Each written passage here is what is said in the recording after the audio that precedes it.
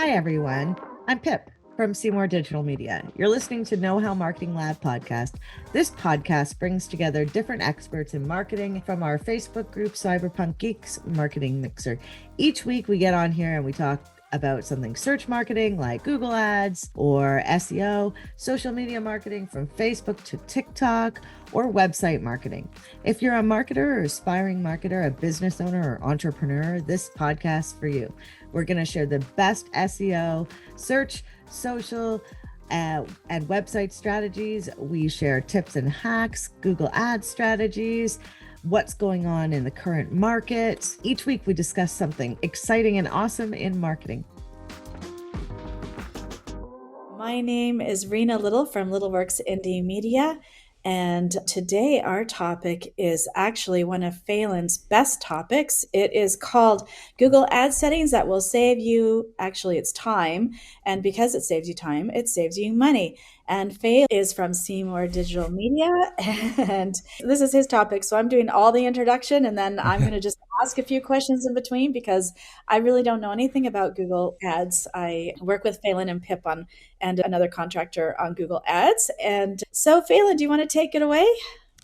Yeah, just kind of jumping off because I know it's a big one as a lot of people have been moving to Google Ads. And so there's been a lot of changes to it, and so we wanted to cover over some things, little hidden parts of Google Ads because it's a pretty complex platform that will be very helpful to you to save you a lot of money and to make sure that you're getting the most out of your budget. So I just have a quick question. So last week I was on with Pip doing Google Ads. If you missed that session, jump back into our videos in Facebook or on YouTube, depending on where you're watching from. And we were talking about the Google Ads editor. So are these tips that you're going to give us today applicable in both the editor and the online platform, or is it just one or the other?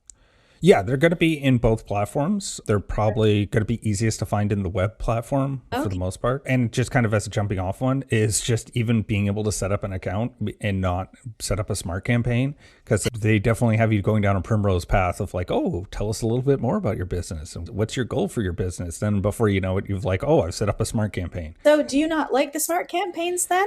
Is that what you're saying? I don't like them generally. And the reason that I'm a little nervous about them is they just don't tell you enough about what's going on. Like, where are you showing up? What are like the keywords that are converting? It's a bit of a black box. My joke is that they looked over at Facebook ads and they were like, wow, you really have a nice little black box where people just put in a little bit of details, write some ad copy, and then you just take their money. And then you don't really tell them much about where they're showing up, like some demographic details, but they don't tell you the minute detail that you get out of the regular Google ads.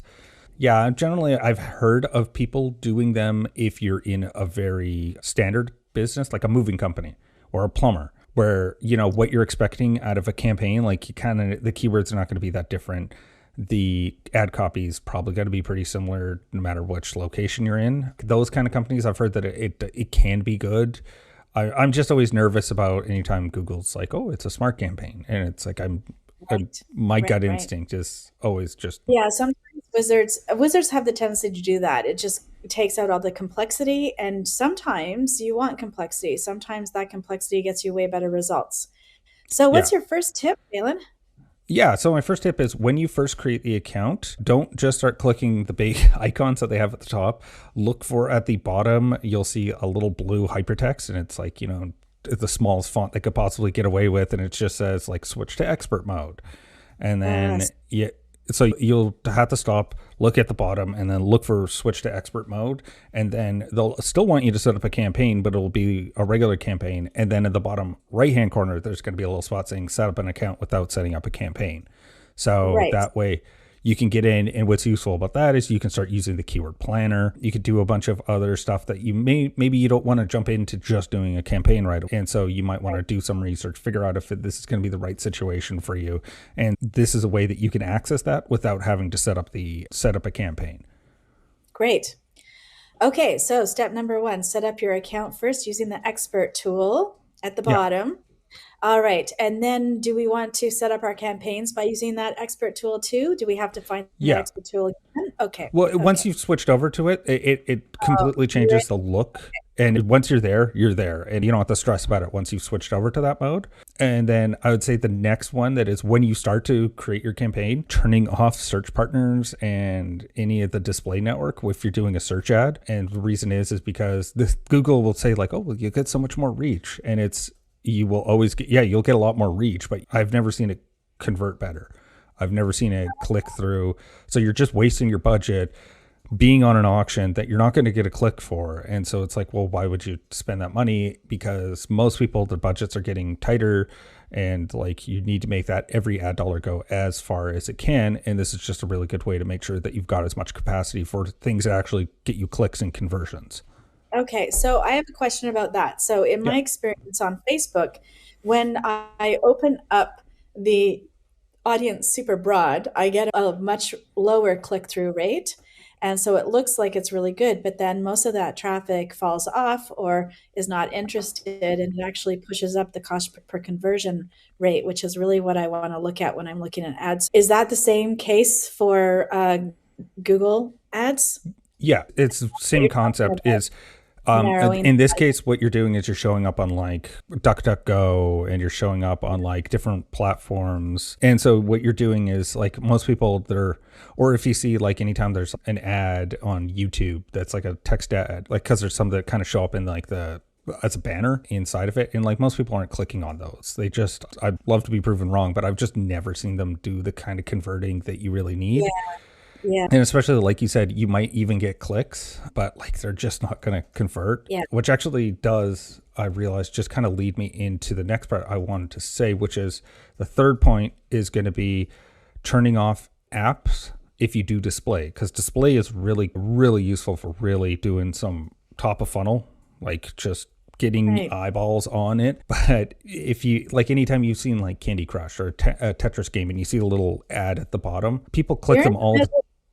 Do they click them all the time? I've seen if you don't turn those off, you will see your placements, because you can go content inside of your display ads, and then from content you can see where my ads being shown. And if you don't turn those off, you'll see just all of it is like translation apps and like Candy Crush and all that. Like it just will fill it all up. Is that right? Because I do the same thing in Facebook. I turn the in-apps function off too, mostly from my own behavior, because when I'm in the middle of playing a game, I don't want to ruin my game, right? Yeah. Like to get that ad, you have to stop playing your game in the middle of usually being timed for something, and exactly. So that's good. I want to know if anyone in the audience actually hits ads when they're playing apps or when they're in an app. Do they hit an ad, or are they busy doing what they're doing in the app? Exactly. So or if you did it intentionally. I think that's the adjective. Did you do that intentionally? Because I'm going to bet that a bunch of people accidentally do click on them all the time, but it's accidental. And and to Facebook and Google, that it clicked. There's got to be a way to serve up ads in apps. I think it's just got to. It's a great spot for them to just kind of get their ad budget to go out there. We got accidentally from someone in the Facebook group, and so someone's done it accidentally. Yeah, exactly. Which is it's definitely one, and especially just and if you click it and you back out right away, like that's going to hurt your quality score as well, right? Because it's like, oh, they just bounced, and so it just hurts you all across the board. So it's just better to just everybody everywhere is running to their ads and removing that placement on both Facebook and Google, right? That's what everybody's doing right this minute. That's what everyone definitely should be doing if they're not, because it's definitely one that I've just seen my budget just get burned out immediately with like apps, and then like, oh, you spent all your money for your display. I was like, wasn't even running for an hour. How did you guys burn through all that? It's definitely, it's just little subtle things that you wouldn't know unless you kind of had someone to talk through it with you. It's like, it makes sense when you hear it, but it's definitely one that Google's not going to tell you like, hey. The other thing that could tie back to last week with the ads editor is once you've done it, because it is a bit of a labor intensive, like you have to check off like 180 different checkboxes. It's quite annoying.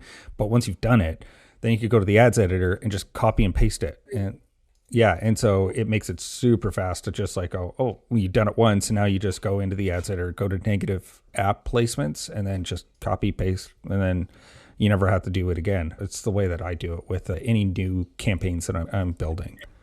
Right. That sounds awesome. All right. What's your next tip? Yeah, so going also to save your budget, especially with display, is ad schedules. Ad schedules are your friend. What is the schedule? I don't exactly know what that is.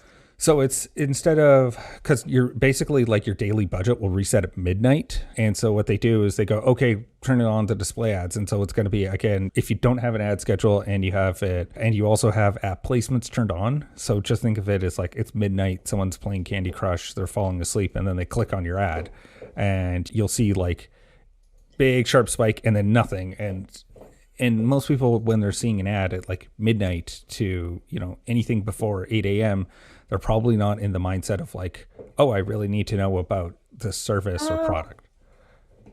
I don't know. I'm a late night shopper myself. I'm a late night online.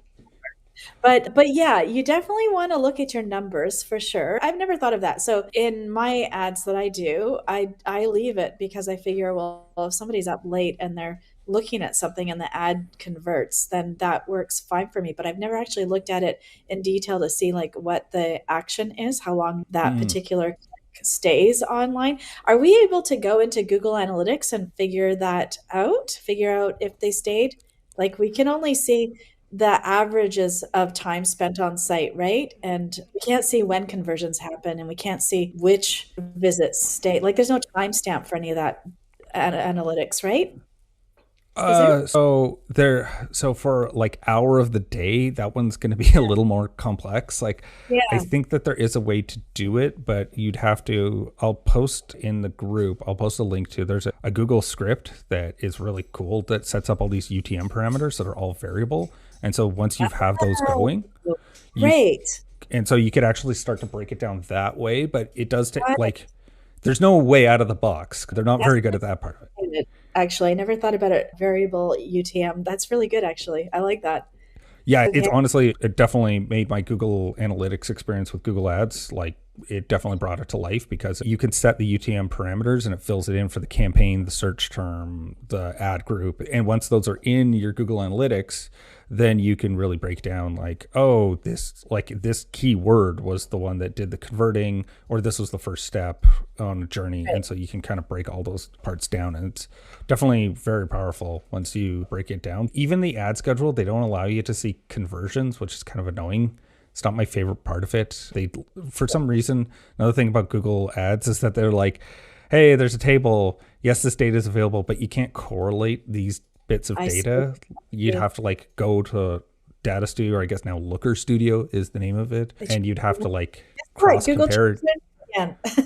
Yeah, that's one we're going to talk about next week as well. As a little preview is what's happened with Data Studio and how it's been molded with a new system called Looker, which was a business intelligence app that Google bought in 2020. And they finally, I guess, fully integrated it. And there's a bunch of stuff with that as well.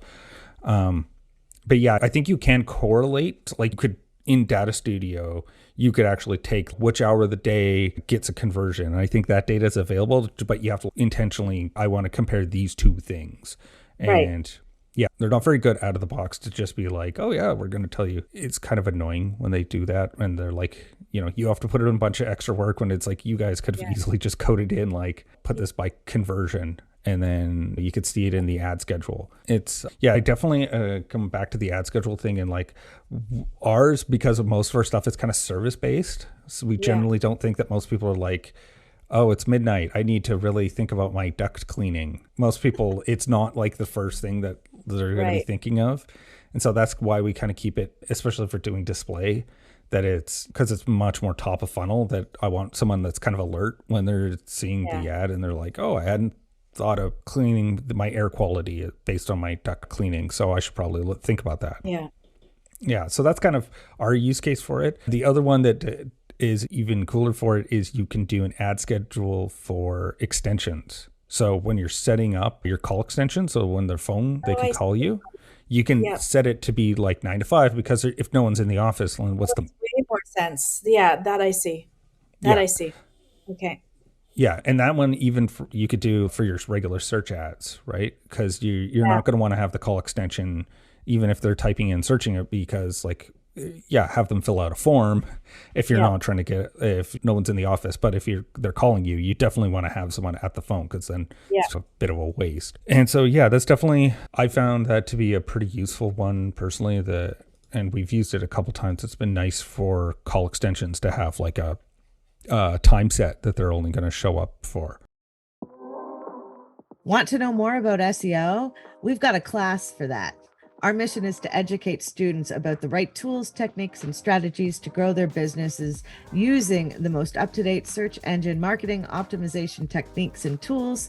Find out more at knowhowmarketinglab.com. The other one that we did, so I think Pip and I had a bit of a debate about this one. Well, they've changed it. They used to have this thing called auto apply ad suggestions, and it was Oh, and it was opt out by default, and now they've changed it to opt in. So it is turned off by default because a lot of people complained that they didn't even know that this was turned on. And it also seems a little unfair to just be like, oh, we're just going to tweak your ads every 2 weeks and you're not going to know about it. oh, I see. Okay. Yeah, no, Yeah. that doesn't work very well. How can you actually track what's working? Yeah, or give like consent to be like, yes, I want that language in my ads. Yeah. Or like I want to bid on this keyword. Stuff like that, where it's just it opens up too many Pandora's boxes for Google and their AI to be bad. And I think that they've turned it off by default, so you can turn it on. I strongly do not recommend it. It's definitely one that I found to be one of the more dangerous ones that Google's. Because that can really ruin your branding if it's got the wrong messaging or misleading if it Yeah, seems to mislead people. If it says that you offer one thing when it's closely related to what you do, but it's not exactly what you do. yeah, exactly. Or you're bidding on keywords that are like not what your service you offer. I mean, it could be in a related field, but it's not like Yeah. that specific service, and you're bidding on it all of a sudden, and it's just like Right. it's just a little too like it makes me Yeah. nervous just thinking that that's like a Yeah. possibility that's out there. It's just like I don't like losing that kind of control. Like Yeah. to an extent, I'm willing to let Google do some AI stuff, but for the Tell most me what part. tell me what that feature is called again. So it's called auto apply ad recommendations, and you'll Okay. find it in the campaign settings. So each Okay. campaign is going to have its own settings. It'll be on the left-hand menu, and then you just go into it, and then it'll be there's only a few options available in the campaign settings. So it's definitely one that it's one that I would just make sure that it's turned off. It should always be, but like just to make sure you guys are aware of it because it's a weird one. Oh, one other one that when you're in the campaigns one, and you can set this up when you set up the campaign, but it is ad rotation. That's the name of it. And so what it is that because now Google has got you like write like 15 headlines and 3 descriptions, and it's making all these different combinations to see which one is doing the best. But what you want to do is have it indefinitely rotate them, not optimize for the best right away, because the way AI systems work is they overcorrect for one ad combination that's working, and then what they'll do is they'll find the path and they'll be like, okay, this is working, but they won't try different combinations. And so you want to run through all the different combinations, see which one's working and which one needs to get punched up for ad copy or whatever. And Okay. so yeah, is that Facebook, they're much more limited. I remember like ads are generally a lot narrower for like the amount of headlines, the amount of descriptions, right? Well, I can't really compare because I don't really know Google Ads at all, but there's definitely multiple places. What you could do is instead of actually putting it all into one ad, you can create multiple ads under the ad set, and that's how I usually test and organize different Yeah, ads, see what works best, and then I yeah, work my way to the best ad rather than mm, like and then I would have multiple ads for multiple ad sets. So the best ad for one ad set, yeah. that kind of, yeah. Yeah. Yeah, that's closer to how it used to be with Google with the thing called expanded text ads. That was much similar where you would have multiple ads and you would have a lot more control over the ads themselves. Now they're just like, give us a bunch of headlines, give us a bunch of descriptions, Yeah. tell us what page you're going to. And Yeah. so, I definitely had on the last one campaign that I set up the other day, there were definitely 3 headlines that I could put in and I used all of them. I filled them all in to see what would work, and it doesn't really yeah. tell you what works. So it doesn't really matter. Do you know what I mean? Like, I actually think it makes way more sense to create separate ads for separate headlines to see which headline actually converts, Yeah. right? Oh, yeah. No, I would absolutely love if they had left expanded text ads, but I unfortunately, don't see the purpose of this. When I went Google. into, yeah, this is the first time I've tried the multiple headlines. And when I went back to look, it's like, oh, well, I can't tell anyway. So I'll just leave Yeah, it, I guess. But on the next campaign, for sure, I'll be doing separate ads to see what's working and what doesn't. for sure. They do tell you inside of, they're called responsive search ads. They Uh-huh. tell you like, oh, this combination performed the best. They don't Oh, tell you, that's good. yeah. So they do tell, but they don't give Yeah, you any they numbers. do. They just said this one's the best. This one did the Oh, worst. oh, so you don't know by how much? Yeah, they're and you're taking their word for it. That they're just like, Yeah, that's not particular. And best in what way? yeah. Did it get more clicks, or did it get longer time on the site, or how is it working better? Yeah, well, and how many times did that one show up? Like, is it that you showed this other one 100 times and you showed this one that did the best 10 times and you got 5 clicks? Yeah. Like, is it like they don't give you any data to actually like compile Yeah. what is That best? sucks. The less data, yeah, when they pull the data away from you, it's always annoying. It's always annoying. Well, and leaving nice, clearly defined words like best or worst or good. Well, And even on quality control, like we get a quality score on Facebook, and sometimes as a strategy, I'll use an engagement campaign when I'm really sending people to the website, and it'll say that I've got a poor quality, but it's the best. I think we talked about this last week. It's actually the best performing ad that we've got running. But if you don't know any better and you just leave yourself open to however Google or Facebook tells you you're doing, then you don't really know. yeah, You don't exactly. know what criteria they're judging the ad on. Yeah, for sure. It's definitely, yeah. When they're just sort of like, oh, take our word for it. This one did really, really well. And they give you the Yeah. overall numbers of just like, yeah, this is how many impressions, but it's like not individual combinations Yeah. that, I remember arguing with a client on that. They said, "Oh, your ads are doing terrible." And it's like, "Are you kidding me? Your sales are way up. I can see it." yeah. So it's like, would you prefer to listen to what Facebook says, or would you prefer to listen to what Google Analytics tells us? Because I'm in camp Google Analytics. Yeah. Well, and also like just at the end of the day, like which one is literally putting money in your bank account? Are you like Exactly. independent of the ads platform? Yeah, I'm not here to have Facebook tell me I'm doing great all the time. Like Yeah. that's not useful. Hmm. Right on. So we've got about 5 more minutes. How many more tips do we have? Well, the last one that I just remembered, I forgot to leave a note about was locations, which is there's a cool feature because I remember we were talking about locations and they've done a lot of tweaking with the locations that you can't do the micro targeting we had talked about. Yeah. And so there is a little toggle that when you're setting and you're picking your locations, that Yeah. is something to keep in mind as well, because it can kind of cause some issues for you. And it is not, you pick not only residents, but interest in that location. So Okay. you're picking, like, say you're advertising for Tofino, which is like a summertime getaway. You are also going to want to get people that are interested in Tofino, that maybe they're in Vancouver and they want to do a weekend getaway, versus people that are specifically in that, like that region that you're picking. So what happened with us, just as a funny side story, was we were trying to set up a campaign for someone in Victoria, which is, if you're not familiar, Victoria is south of the 49th parallel. So a lot of, if you do a radius, it all hit the United States. And so what Right. we had to do was we had to pick people that lived in the area, because we had a policy violation that we weren't allowed to do any targeted advertising to people in Washington about this service. And so you had to like pick it so it was like specifically there in that area and people living there, not people interested in that area, because it would set off a little distinction between like where they were and where they would like to go. It set it off that we had a policy violation. We were tearing our hair out trying to make it work, and it was definitely annoying. Right. Yes, that would be annoying. Yes, and I actually never thought of that about Victoria. That's true. Yeah, it's definitely one where you're like, you want to do a nice broad area, and then you're immediately, because also negativing out locations in Google Ads does weird things as well, because again, like maybe they're a person that is living in Victoria and they go over for the day, they go to Washington State.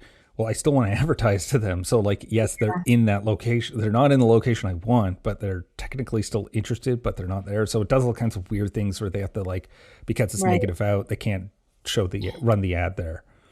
Right.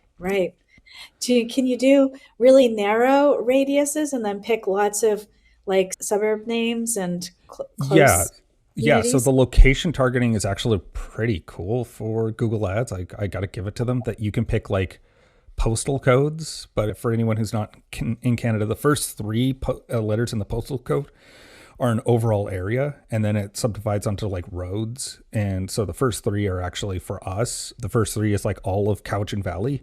So it covers a huge amount of people. So rather than just picking like the city of Duncan, I can actually pick like a whole area based on the first three characters in a postal code. So they'll let you do that kind of targeting. Okay, interesting. So it seems like Facebook and Google have really borrowed from each other a lot. Oh yeah. I mean, Facebook Crossover. ads literally hired, I think, the top senior engineer for Google Ads, like the guy Oh, who is that what happened? yeah. So it's Yeah. it's that bad and that incestuous that they hired those guys, and I think TikTok hired all the Facebook ads senior Oh, you're team. kidding me. Yeah, so That's so they've all been cribbing from each other's notes pretty hard. right. Yes, that is indeed the case. All right, Yeah, I'm just looking at what we've got happening next week. it's Do you have any last? no, I was just going to say I do know what's next week because it's the end of the month, and so we're doing what in the Oh, world of yes. marketing. Right on. All right. So if you're finding us somewhere, you might want to know that we are actually in a Cyberpunk Geek Marketing Mixer Facebook group. That's where Yeah. we live and where we stream from, and we restream in lots of other places. So please join us there if you like, and join us next week at the same time, 11 to 11:30, when we will be giving you the roundup of what's been going on in the last month in marketing. Right Yes. on. All right. Bye for now. Bye-bye.